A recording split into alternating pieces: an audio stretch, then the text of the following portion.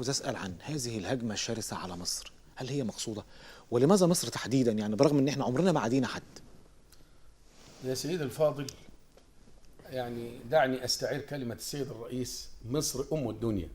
نعم. فعلا أنا قرأت في كتب كثيرة أن مصر أم الدنيا وأم العجائب وأم الخير، يعني أم الخير وأم الزراعة وأم كل شيء.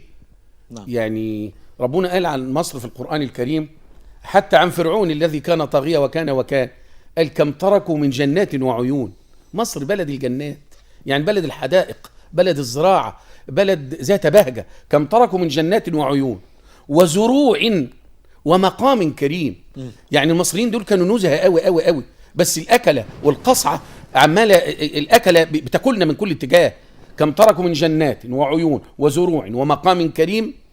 وقال ايه ربنا في القرآن؟ ونعمة كانوا فيها فاكهين. ما قالش ونعمة، لأن النعمة بالكسر تكون عند الإنسان ولا ينتفع بها، أما النعمة فهي نعمة تكون عند الإنسان وينتفع بها. يعني المصريون كانوا ينتفعون بهذه الزراعات وتلك الخيرات التي يعني سيبها الله سبحانه وتعالى في أرضنا.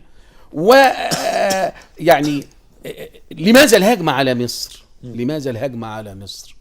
مصر تقع في موقع زي ما سيادة العميد قال، في موقع جغرافي، موقع القلب من جسد المعمورة، تجمع بين القبائل، بين القارات. وثانيا مصر شعب وحيد اللي هو جنس واحد. يعني المصري في القاهرة هو المصري في الإسكندرية، هو المصري ابن الصعيد، هو المصري ابن الريف، لأننا شربنا من نيل واحد، وشربنا من ماء واحد، ومن زرع واحد، ونحن سودان الإخلاص ولحمتنا الحب. والشعب المصري شعب طيب، شعب مخلص، شعب محب. نعم. يعني ادي حاجة. الحاجة الثانية أن سيدنا عمر على ما أتذكر أو أحد الصحابة قال: إن ولاية مصر، يعني حكم مصر، من الخلافة العظمى. يعني من يحكم مصر كأنه حكم العالم، وبالتالي هي سرة العالم. هذه السرة وهذا العقل الذي هو عقل العالم بأسره، من أمسك بمصر فقد أمسك بالعالم بأسره. ولذلك هم يريدون أن يقطعوا هذه الرأس التي ترتفع للسماء، وهي الإسلام. مصر هي الإسلام، ومصر هي العروبة. الكلمة الشهيرة اللي قالها فضيلة الشيخ محمد متولي الشعراوي: أنا أذكر نفسي بها وأذكر المشاهدين. نعم.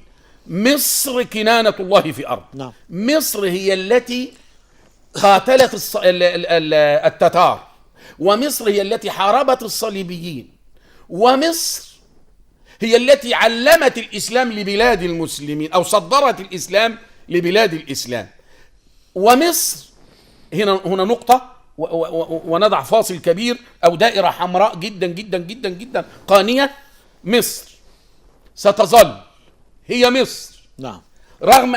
ركز معي على كلمات العالم الولي الرجل الصالح. ادي العلماء، هؤلاء هم علماء الازهر. نعم. هؤلاء هم علماء مصر، دول اللي نفتخر بيهم. دول نفتخر بهم. مصر ستظل، شوف بقى الكلام، رغم كل انف او رغم انف كل حاقد. يبقى في ناس بتحقد على مصر، زي عزبة قطر ما بين قوسين كفر السلخانة بطنطا. عزبة قطر ستظل مصر رغم كل انف حاقد او حاسد من العيال اللي جوه اللي بيشربوا ترامادولات وبياخدوا 100 دينار و100 مش عارف ايه. رغم كل انف حاقد وحاسد. شوف الرؤيه النورانيه في قلب ولي الله الصالح سيد الشيخ الشعراوي. رغم انف كل حاسد او حاقد. شوف الكلام بقى السياسي والعلمي. او مستغل. نعم. او مستغل او من خصوم الاسلام. حط 1000 خط ودي 1000 دكتوراه من جامعة الأزهر للجزئية دي. رغم أنف كل حاقد أو حاسد أو مستغل. خلي بالك اللي أنا عاوز أقوله من هنا. المستغل والحاقد والحاسد هنا أو خارج هنا. رحمة الله عليك سيدي الشيخ الشعراوي، كأنه يرى هذا المنظر وكأنه ينظر للسيد الرئيس وللحكومة العظيمة اللي ما بتنامش. كان الله في عون حكومتنا. يا أخي احنا عندنا رئيس وزراء عظيم قال عنه الدكتور الفقي إنه فواعلي، بمعنى أنه لا ينام. يعني راجل بيشتغل 24 ساعة ورئيس بيشتغل 24 ساعة ووزير تموين بيهنينا النهاردة وبيعمل لنا عيش فينه، والآخر وبتاخده بالبطاقة للغلبان، والناس بدأت تاكل وبدأت تشرب، وعندنا قناة السويس. ما هو للأسف ده لا يعجب أو لا يرضي ناس كتير تستثمر يعني عندنا من الحاقدين هم يريدون إسقاطها ولن تسقط، لأن مصر بوصلة العالم. هذه البوصلة إذا خبت العالم كله هيتدمر، ولذلك ستظل مصر رغم أنف هؤلاء. بس أنا عاوز أقول قضية بسيطة جدا.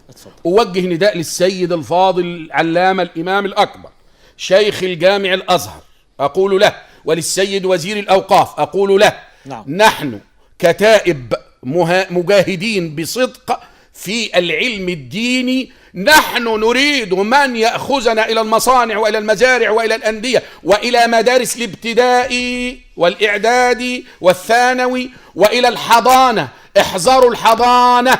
الحضانة يدرس فيها الآن التخويف من السيد الرئيس، وتأتي بتاع ده اسمها أبلة أو أستاذة ولا معلمة وتلبس الوش وتقول لهم أنا السيسي اللي باكلكم.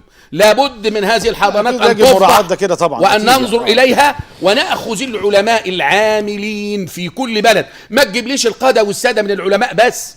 في الغربية علماء، كتيبة من العلماء نستطيع أن نأخذها ونذهب بها إلى كل الدنيا وإلى كل أنحاء الغربية مجانا.